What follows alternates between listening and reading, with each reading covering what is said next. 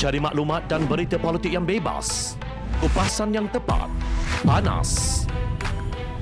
Dapatkannya secara eksklusif hanya di Jom Channel.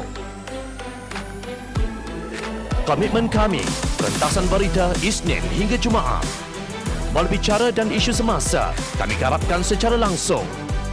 Panel-panel berkaliber dan profesional. Interaktif, pandangan anda kami raikan. Jangan lupa bersama kami di setiap hujung minggu dalam edisi khas mingguan. Jom Channel, moving forward, sharing a new experience.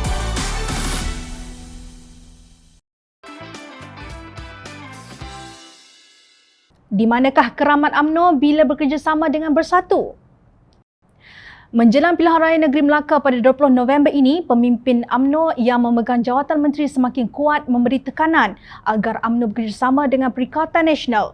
Antaranya termasuk Menteri Wilayah Persekutuan Datuk Seri Syahidan Kassim yang berpendapat kemenangan akan lebih terjamin dengan kerjasama Bersatu dan PAS dan tidak memberi ruang kepada Pakatan Harapan untuk mentadbir negeri itu. Kemenangan akan dicapai dengan cemerlang melalui kerjasama. Perpaduan adalah wajib bagi UMNO Melaka. Pendekatan secara solo adalah tidak wajar. Itu saja, tegasnya dalam satu hantaran di Facebook. Kenyataan Syahidan ini senada dengan pendirian Menteri Pertahanan Datuk Seri Hishamuddin Hussein yang berkata persefahaman dan kerjasama politik di peringkat persekutuan wajar selari dengan negeri.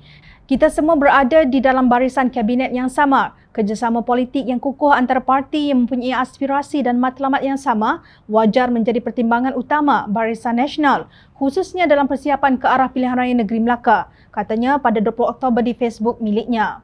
Walaupun tidak menyebut nama parti yang Barisan Nasional patut bekerjasama, maksud Hishamuddin amat jelas, iaitu Bersatu dan PAS. Keputusan dan strategi politik Barisan Nasional untuk bekerjasama dengan parti yang mempunyai aliran pemikiran yang selari semasa pilihan raya negeri nanti harus dirunding dan dipertimbangkan secara serius demi menjamin kestabilan politik, ujarnya di Facebook beliau.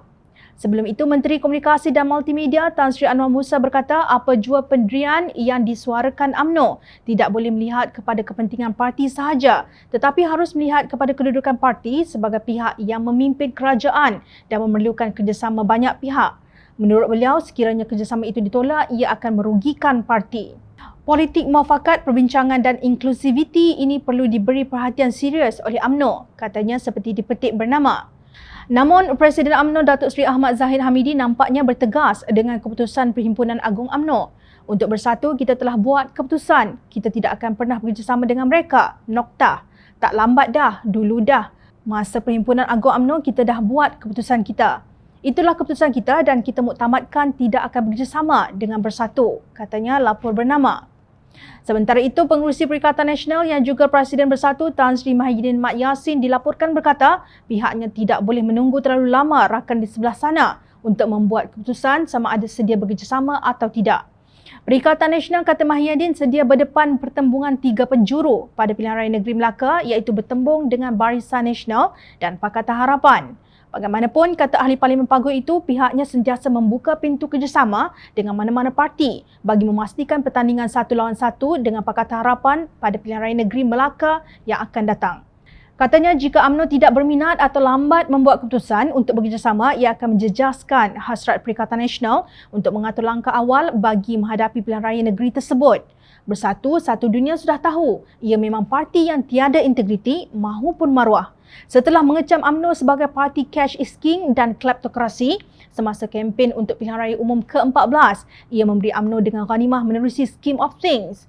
UMNO pula jika bekerjasama dengan Bersatu pada pilihan raya negeri Melaka nanti, ia umpama memeluk gerombolan yang digelarnya sebagai pengkhianat. Tindakan itu mengiyakan saranan Hishamuddin bahawa Barisan Nasional harus bekerjasama dengan parti yang mempunyai aliran pemikiran yang selari, iaitu pemikiran di mana kuasa adalah wang dan kesempatan berebut kuasa adalah budaya yang kekal dan sebati dalam diri para pemimpin parti berkenaan.